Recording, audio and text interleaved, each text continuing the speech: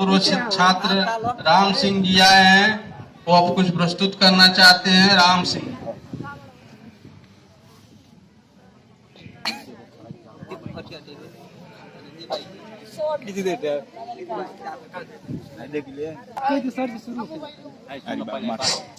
शुरू हो जाता है। देखियो मास्टर साहब। जय साथियों, आज है 26 जनवरी। जैसे कि सभी को पता होगा कि हम हर साल गणतंत्र दिवस 26 जनवरी को मनाते हैं और आज हम सौभाग्यशाली हैं कि हमारे जो परम पूज्य दड़ी गुरुजन हैं उनकी चरणों की छत्र छाया में रहते हुए अपने शब्दों के माध्यम से कुछ कहने का प्रयास करेंगे। हो सकता है हमारे शब्दों वाणी वाक्य में कोई त्रुटि रह जाए तो परम पूज्य दड़ी गुरुजन क्षमा करने का प्रयास करेंगे। तो जैसे कि हम जानते हैं कि 26 जनवरी जो है हम प्रत्येक वर्ष गणतंत्र दिवस के रूप में मनाते हैं और गणतंत्र दिवस की अगर हमें समझना है, गणतंत्र दिवस को बढ़िया से समझना तो कहीं न कहीं इसके अतीत में जाना होगा कि गणतंत्र दिवस का हमारे जीवन में, हमारे देश के लिए क्या डिस्ट्रीब्यूशन है, कि हमारे जीवन में उस किस तरह से हम समझ पाते हैं। तो 26 जनवरी को समझने से पहले सबसे पहले हमें पुर्तगाल से एक यात्री था वास्को डी गामा, जो 1498 में भारत के गोवा के कालीकट नामक बंदरगाह पर आता है, जहाँ के जिमोरी नामक राजा ने भव्य स्वागत किया। और हमारा देश का धर्म है कि कोई भी विदेशी आता, कोई भी मेहमान आता है, हम उसका आदर स्वागत करते हैं। लेकिन वो भिखारी बन के आया था, लेकिन हमारे देश की लूटने की प्लानिंग होने लगी। वहां से देखेंगे पश्चिमी जो कंट्री थी, यूनाइटेड किंगडम हो गया, फ्रांस हो गया, जर्मनी हो गया, ऐसे बहुत सारे देशों ने भारत पर आकर के अपना जो आधिपत्य जमाने की कोशिश करी, जिसमें अंग्रेजों ने सबको हरा करके पूरे इंडिया पर कब्जा करने की चाही। और उन्होंने देखते ही देखते प्लासी और बक्सर के युद्ध के बाद उन्होंने पूरे भारत पर डोमिनेट कर लिया, पूरे भारत को अपने कंट्रोल में लेने का प्रयास किया। तरह तरह के हमारे भारतीयों पर कानून थोपने का प्रयास किया और अपने कानूनों के माध्यम से हमें शोषण करने लगे, शोषण नीतियां करने लगे, जिसमें किसान, बुजुर्ग, महिलाएं सब उसमें मौजूद थी। तो कहीं न कहीं जो राजा थे हमारे देश के, उसमें फूट डालो राज करो की नीति पर अंग्रेज काम कर रहे थे और उसमें वो कामयाबी पाता हुआ देख करके उनका जो जोश था, हाई था, एक राजाओं को लड़ा करके उनसे अपने सैनिक जो थे उनका खर्च उन्हीं से लेते थे। हमारा उस समय हमारा देश सोने की चिड़िया हुआ करती थी। वर्ल्ड इकोनॉमिक्स का 35% अकेले भारत का था, लेकिन अंग्रेजों ने इसे लूटने का प्रयास किया और लूटते लूटते यहाँ पर बहुत सारे नियम कानून बना दिए। उन नियम कानून का विरोध होता था तो हमारे जैसे जवान, क्रांतिकारी वीर जब वहां पर विरोध करते थे तो उनको जबरन जेल में ठूस दिया जाता था। उसे विरोध होता रहा। कह सकते हैं अपने आप को मातृभूमि के प्रति सर्वोच्च न्यौछावर करने के लिए हमेशा 7/24 hour ready to fire mode में तैनात थे। और कहीं न कहीं हमारे देश के लिए बहुत सारे वीर जवान, क्रांतिकारी वीरों ने, भगत सिंह, सुभाष चंद्र बोस, बटुकेश्वर दत्त, राजगुरु, बहुत सारे ऐसे क्रांतिकारी वीर हैं कि भारत की स्वतंत्रता में अपना अमूल्य योगदान दिए। कोई एक जवान की शहादत से या एक लोगों की बदौलत भारत आजाद नहीं हुआ।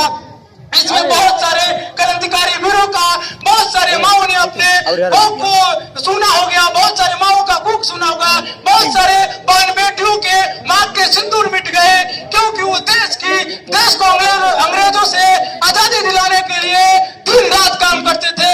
उस समय हमारे देश में बहुत सारे नमक हरामी, भ्रष्टाचारी और गद्दार मौजूद थे, जिनका हम शिकार होते गए। अंग्रेज उनका प्रयोग करके हमारी जो एक्टिविटी थी उसे जानते थे और उसे कहीं न कहीं बहुत छत पहुंचाने का काम किए। समय बीतता गया, अंग्रेजों का जो शोषण नीति कानून था वो लागू होता गया।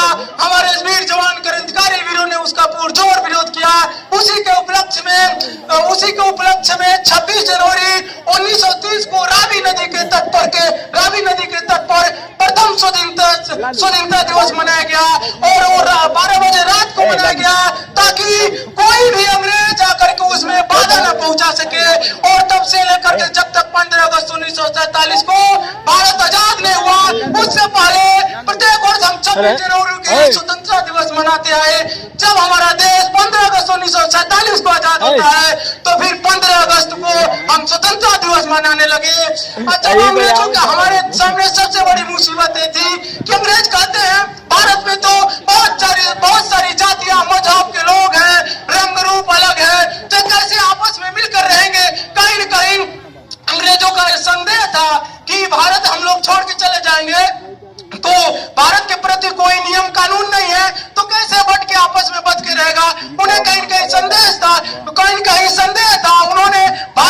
कहा कि तुम्हारे पास ऐसी कोई कानून व्यवस्था है कि तुम भारत पर कंट्रोल कर सकते हो, क्योंकि भारत आजाद हुआ 15 अगस्त 1947 को। उस समय भारत सरकार अधिनियम 1935 लागू था और हम आजाद तो हो गए। 15 अगस्त 1947 को आजादी मिल गई, लेकिन फिर भी अंग्रेजों द्वारा बनाई गई कानून थी वही लागू थी। तो हमारे सामने एक बहुत बड़ा चैलेंज था। उस चैलेंज को एक्सेप्ट किए भारत के अति प्रतिभावान मस्तिष्क वाले डॉक्टर भीमराव अंबेडकर ने। डॉक्टर भीमराव अंबेडकर के साथ बहुत सारे समितियां बनी। समितियों ने संविधान निर्माण का काम किया। 2 वर्ष 11 माह 18 दिन में संविधान भी बन के तैयार हो गया और वो संविधान बना जो दुनिया का सबसे बड़ा लिखित संविधान बन गया। और अंग्रेज देखते रह गए।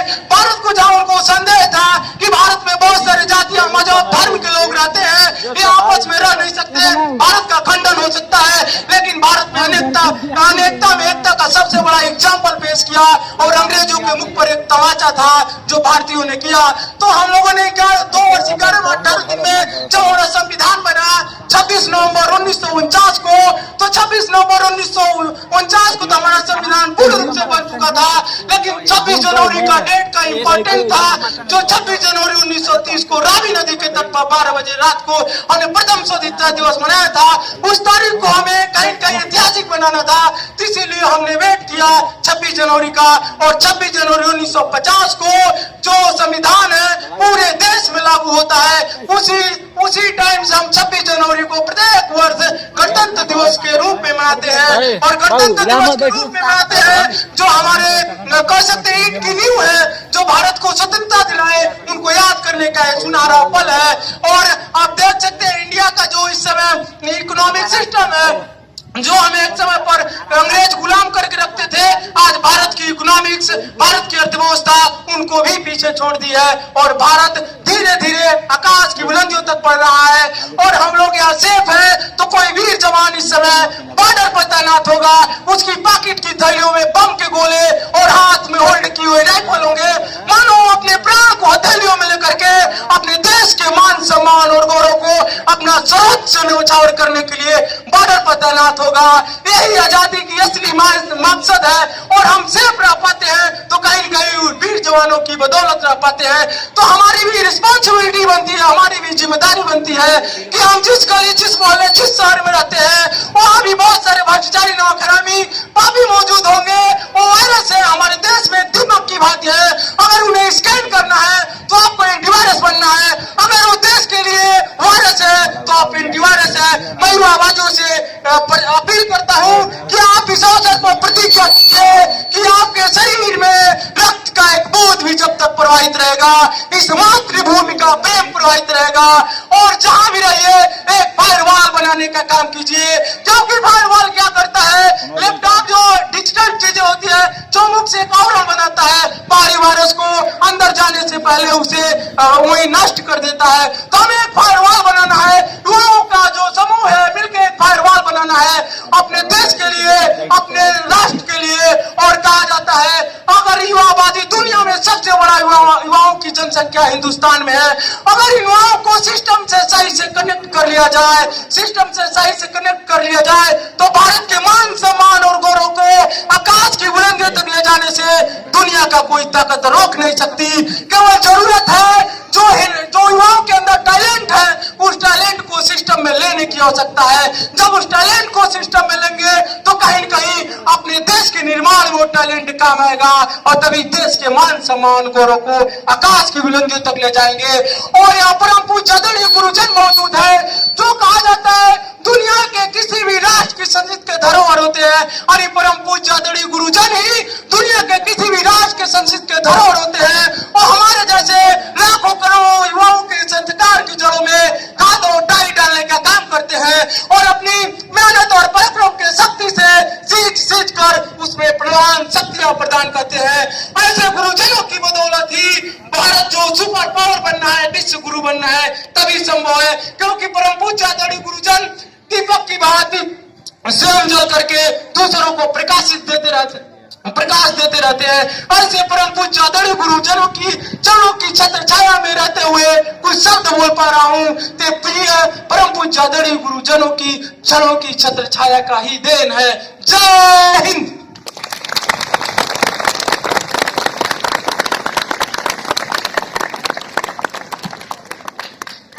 जैसा कि भूतपूर्व छात्र राम सिंह यादव जी ने आप लोगों को बहुत से ऐतिहासिक अपने भाषण के माध्यम से इतिहास की बहुत सी बातों को बताया, इसको ग्रहण करें और एक बार फिर से ताली बजाइए आप लोग।